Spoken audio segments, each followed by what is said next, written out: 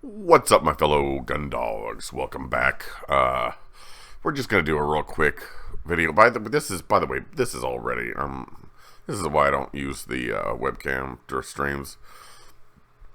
Poor lighting, no good background, but we're here. So first of all, welcome all the new gun dogs to the channel, and I just wanted to talk about my games that I played in 2024. This is like our game of the year video. You know, it's not games that came out in 2024. It's video games that I played in 2024.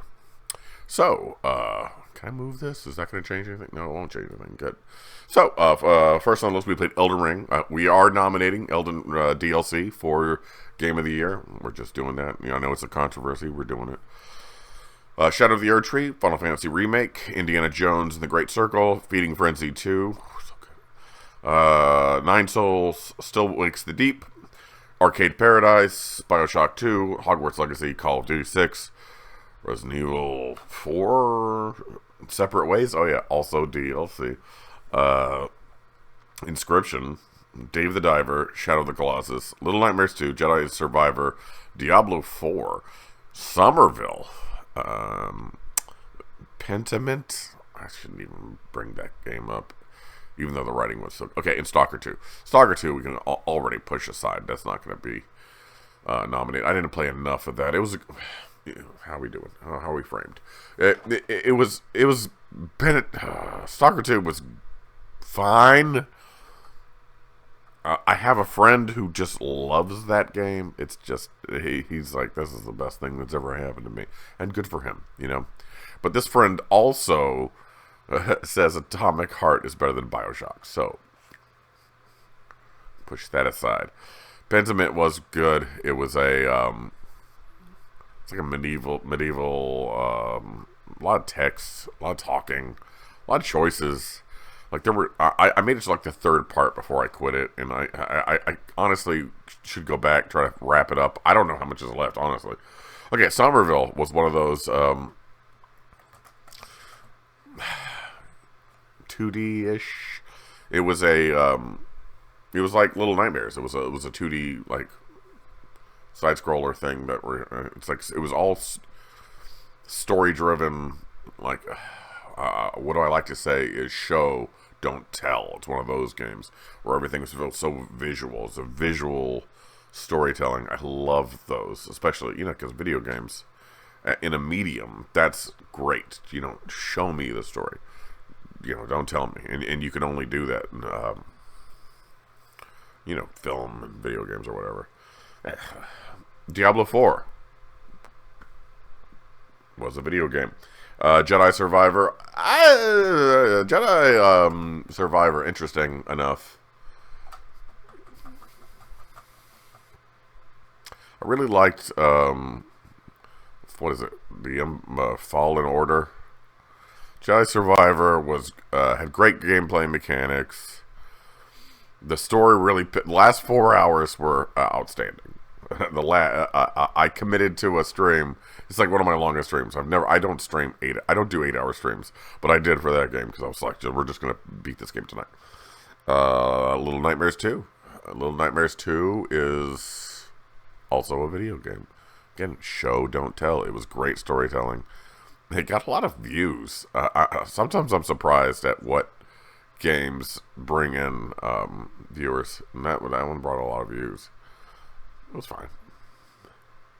Shadow of the Colossus. I botched that whole ending, and I am upset about it.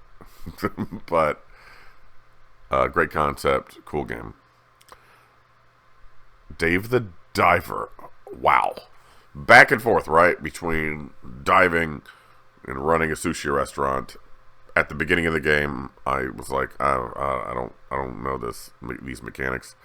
I don't like running this restaurant. Let me just dive into the game. I'm like, trying to make some money here in my sushi restaurant. and I feel like I came around. I was like, oh, I've been doing it wrong this whole time. And then next scene credits. I was like, game's over. Damn. I just figured out how to play this game right. Inscription, another one with a lot of viewers. Inscription was fantastic. Bizarro. I do have an issue with the ending, but it's it's so minor, it's not worth bringing up. Resident Evil 4 Separate Ways. I play Resident Evil 4 all day, every day. I mean, I don't, but I can, is what I'm saying. Still prefer the original over the remake, but the remake was legendary. It was very good. And so Separate Ways, there were two noticeable things missing in two. Hey, Utah, give me two. There were two noticeable things missing in Resident Evil 4. The gondola sequence and this, like, the antlion boss. They were both in the DLC, so good on them. Call of Duty 6, I just, again, my favorite part was every time I didn't have to actually shoot anything. Not that the mechanics aren't good. I think Call of Duty 6 is a really well-made game. It's not I just kind of, I don't know. I was going to say I aged out, but no, I'm just not interested anymore in that type of stuff. Versus, meanwhile, look at Hogwarts Legacy. That was phenomenal. One of my biggest draws to video games is exploration. And so just running around Hogwarts itself was my favorite part of that game. BioShock 2. Dennis. Like our one of our Prime subscribers. He made me play that game. And it was alright. It was not as good as he was. A lot of people like that game. I don't get it. It's fine. It didn't have a final boss. I do take issue that it didn't have a final boss. Alright. Arcade Paradise was just time waster, but it was I enjoyed it. I might still play that like offline. Still Wakes the Deep was bizarre, and they didn't explain they never said, like, hey, this is what it is. It's a alien, or it's not like Silent Hill where it's like, these are your guilt. You're fighting your guilt, or something weird like that. No, it was just neat. It was neat. It was short, which sometimes games should be short. So that was good. Nine Souls is a 10 out of 10. That being said, I'm on the final boss, and I don't want to fight her. I got tired of that. Not the game, just like it was going to be another thing where you just have to learn the boss. The mid-game boss, Lady Ethereal, which is on the channel, took me 3 hours and 40 minutes. Yeah, fun, good times, right? Otherwise, though, the game's fantastic. Feeding Frenzy 2, just not as good as 1. In that you're playing a completely different character. I don't know what happened to Lawrence Fishburne. He's gone. Or maybe he shows up later. I didn't play too much of that game, but I did play Feeding Frenzy 2 for a little bit. Indiana Jones and the Great Circle. Phenomenal. A 10. I